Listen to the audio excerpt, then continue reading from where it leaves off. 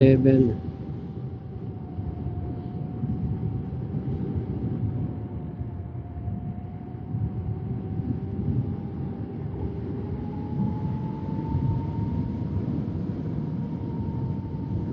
Yun o, sumipa yung tres o, sabay pumitaw.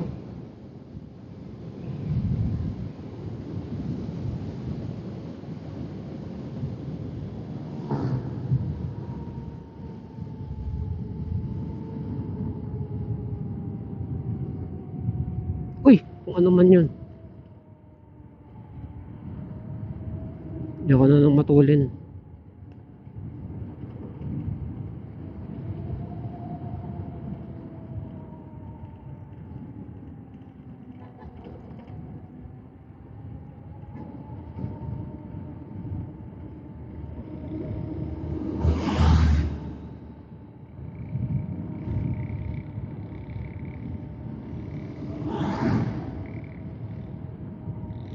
Baba naman ang ilaw ko.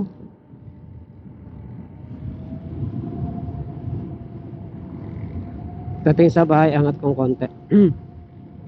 Tante nagcha-charge na.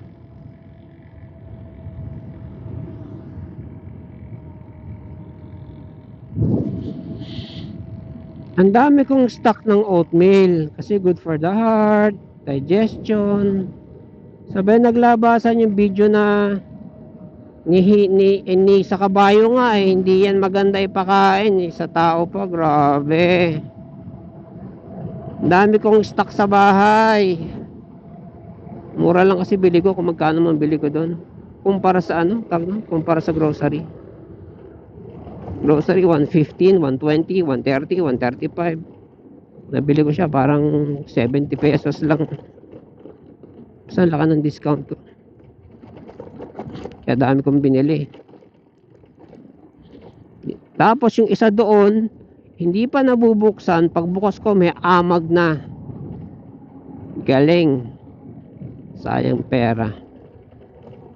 Kasi hindi ko na nakakain dahil sa napanood ko.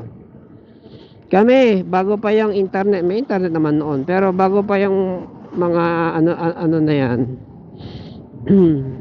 Araw-araw kami nag-uulam ng kamatis, okra, ang tawag nun, tilapia. Kamatis, okra, tilapia, hipon, ganyan. Araw-araw yan. Kamatis, okra. Kasi madali. Kaya kahit yung mga bata, maliliit pa sila, pag sila lang naiwan, kayang-kaya nilang alagaan sarili nila. Nung nag-high school sila, alam ko high school yun o, college. Yung grade 12 ganyan. May napanood silang video. Nakita nila yung kinakain ng tilapia na dumi ng manok ganyan, dumi ng tao ganyan. Kaya simula never na sila kumain ng tilapia. Gusto ko pa naman ng tilapia. Kasi mabibili mo siya ng buhay eh. Hindi ako makain ng hito eh. Natitinik ako doon. Tilapia puti tapos malasa, tapos yung ulo niya, yung utak, yung mata, sarap nun eh. Masabaw-sabaw yun eh. So mo sa sukang may toyo, yung suka pa namin kurats pag maluwag-luwag, tapos basta suka ko maanghang ganyan.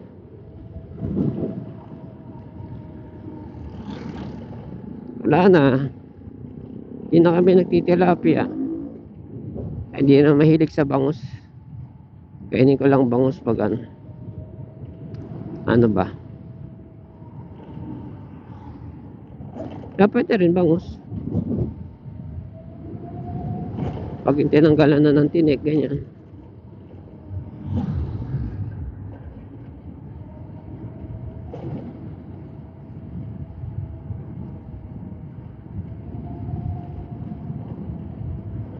Number ko ba? Number 2. Number 1 tayo ulit.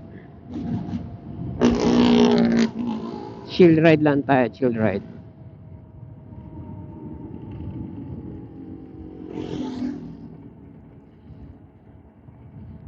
Hindi sa umulan. Basa lang dito. Kala ko umulan.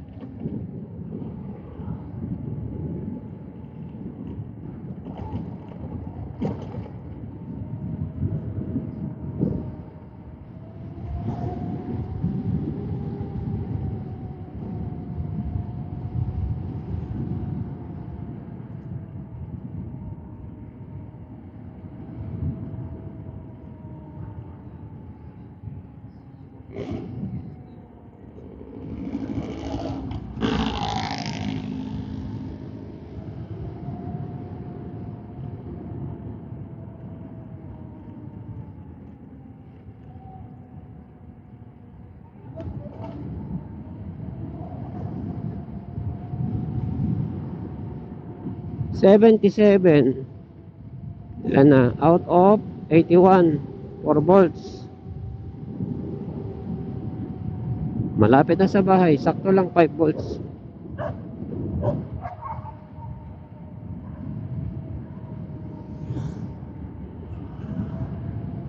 Blue Mountain na ako.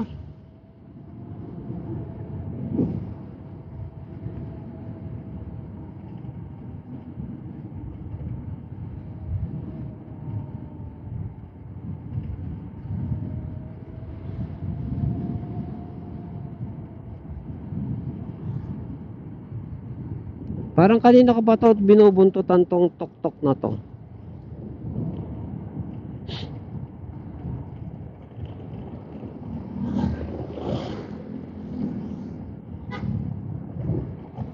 Woo!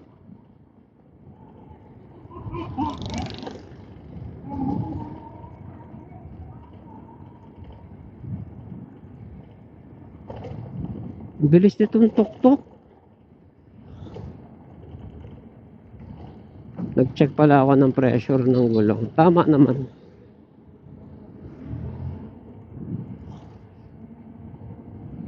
$33.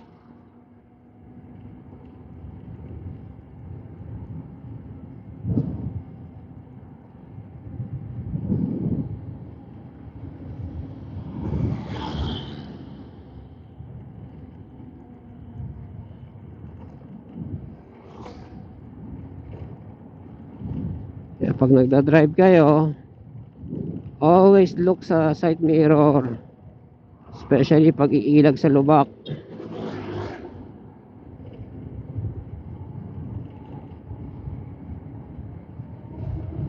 Sipin mo pag magsusuperman ka, wala ka ng vision nun matino. Ang dami sa internet yun na sumisemplang naka-superman.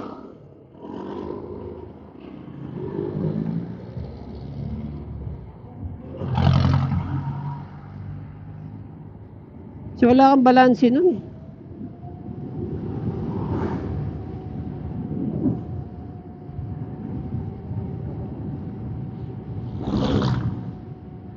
Tsaka wala kang kadepensa-depensa. Pag sumayaw ka sa isang site, tapos ka.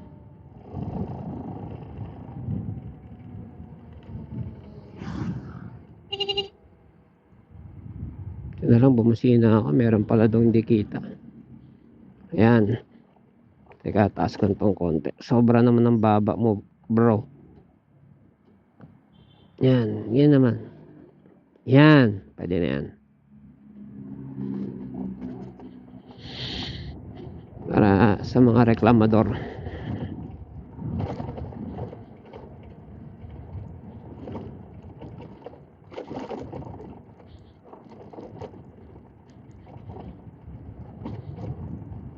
$76. 10 volts talaga naubos ko.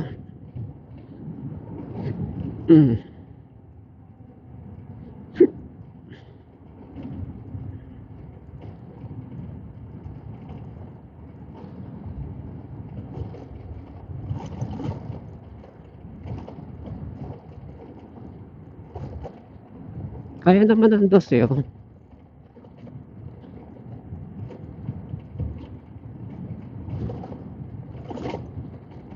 Yun lang, pag mababa hindi makita. Kalayo ng switch ay. Bibitaw ka talaga sa manibela.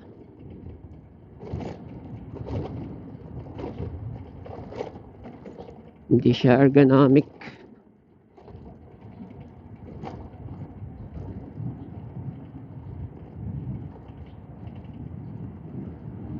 Okay, gaan hawak para wag pulikatin. Congrats to me, hindi na ako pinupulikat, ah.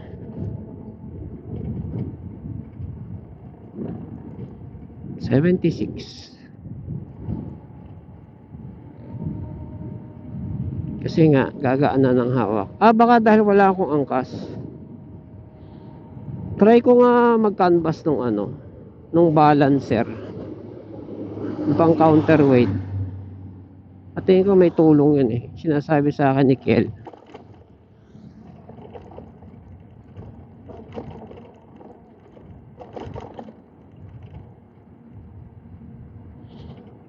Sumulong na to, lubak.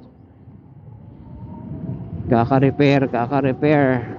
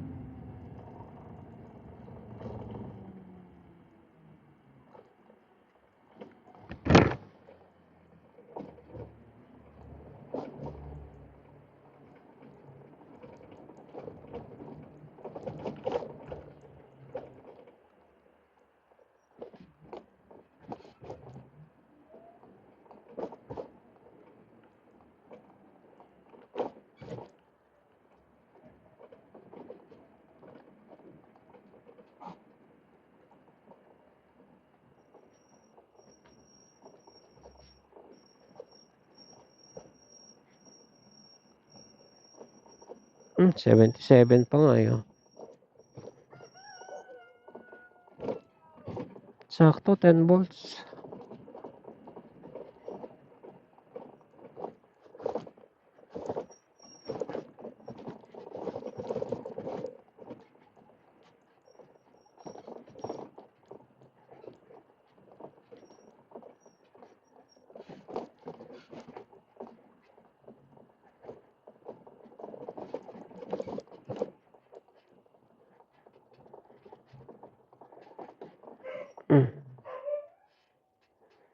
Tignan nyo mamaya yung tent pwesto ni teacher.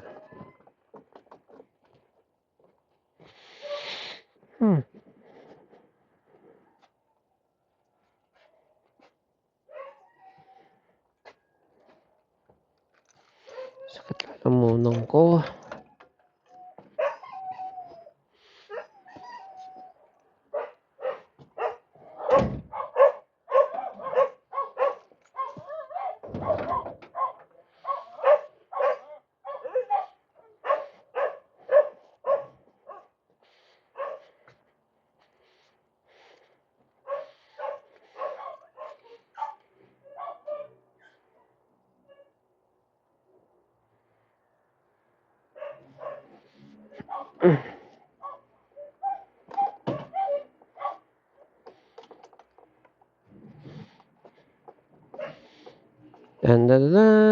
Yung tent.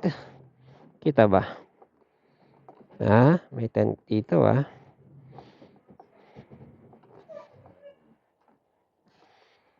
Shit. Teka, sara ko muna yung gate. Yan, tent ni teacher.